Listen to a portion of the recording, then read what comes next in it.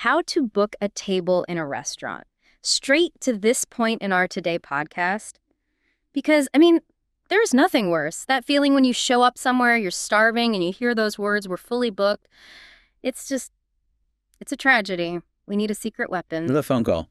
It is a secret weapon, but it's also a huge challenge, isn't it? Especially in English. You can't see the person. It's always noisy in the background. You lose all those little visual cues. Yeah, totally. So this deep dive is all about that. We're going to make sure you get that table every single time. Okay, let's do it. We're going to follow this guy, Alex. He's calling a super popular Italian place, Bella Roma, and he needs a table for Friday night, the big leagues. Exactly. And our mission here is to really break down the exact phrases you need, how to ask for the table, how to talk about where you want to sit, and maybe most importantly, how to handle safety things, like allergies. Ooh, okay. Alex is on the phone. What's his first move? He can't just say, "give me food." He certainly cannot. He starts very elegantly. He uses one of two key phrases.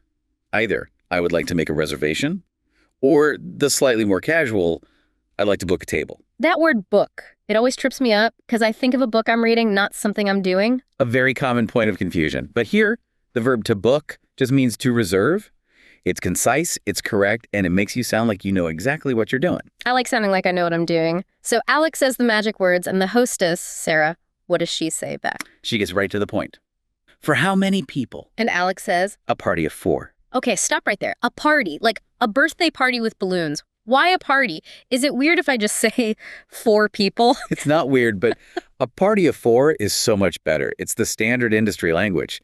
For the hostess, a group of people is a party. It's just faster, clearer. It's a little linguistic upgrade that makes you sound like a native. So it's like a secret code. A party of 4. Got it. Okay, so Alex wants 7:00 p.m. Prime time on a Friday. What happens? He gets the polite shutdown. "I'm afraid we are fully booked at 7:00. Oof. Fully booked. That sounds so final. It means there are literally no tables left. Yeah. 0. Another phrase you might hear, maybe a bit more formal, is "we have no availability." Either way, it means you have to switch gears. From requesting to negotiating. Precisely. Sarah offers him 6:15 p.m., but Alex says that's a bit too early, so they settle on the later time, 8:30 p.m. See, I like that he pushed back a little. He didn't just take the first thing she offered. It shows confidence. So the time is locked in. Now for the fun part. Where to sit? Yes. The location inside the Fortress of Food, Alex asks for a booth. He says it's for a birthday. Which is the perfect reason to want one. And this brings us to some really crucial vocabulary, the words for different types of seating. Okay, let's break them down. What exactly is a booth? A booth has that long bench-style seating, kind of like a sofa, usually against a wall. It feels more private, it's cozy, it's great for conversation. Cozy little cave. I love a booth. What's the opposite of that? It's a standard table.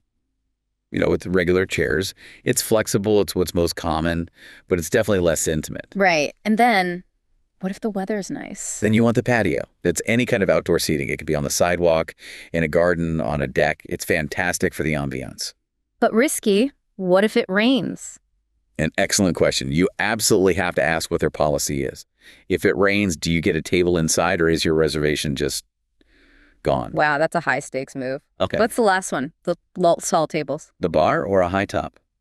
They're great for a quick meal or drinks, but probably not what you want for a long celebratory birthday dinner. They're just not as comfortable. This is so important. You, the listener, you got to know what you want before you call. Are you a cozy booth person or a risky patio person?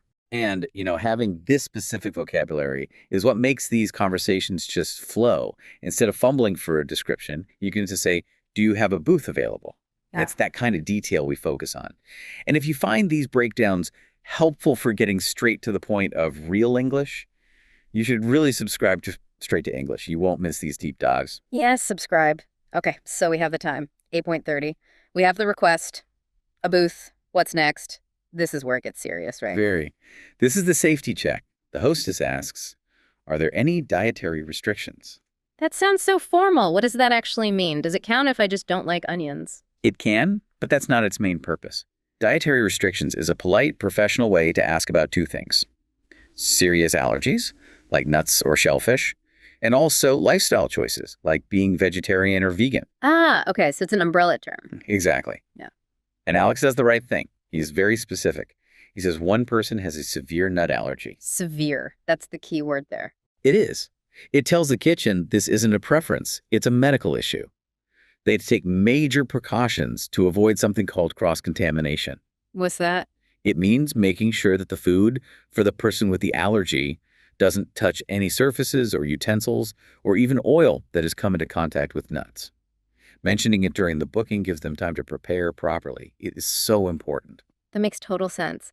So after the very important allergy talk, Alex gives his name, Alex Miller, and a phone number. And here comes my favorite little detail.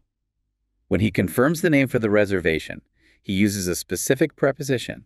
He says, it's under the name Alex Miller. Under the name? Why under? That's so specific. It's a holdover from when reservations were kept in a big physical book. The host would find the time slot for 8.3 and literally write the name under that time.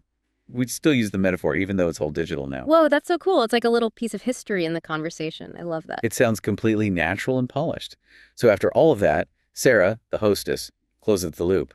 How does she confirm everything? She uses that classic busy hostess phrase. Okay, so I have you down for. I have you down for. What a weird phrase. It just means I wrote it down right. That's all it means. I have recorded your reservation as. And then she summarizes everything.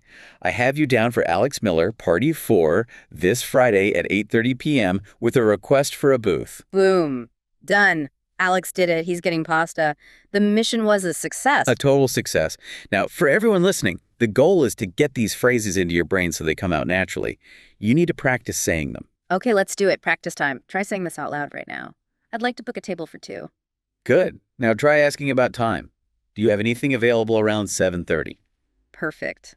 And for your group, it's a party of 5. And if you're feeling picky, we would prefer a booth if possible. You're nailing it. But there's one last problem, isn't there?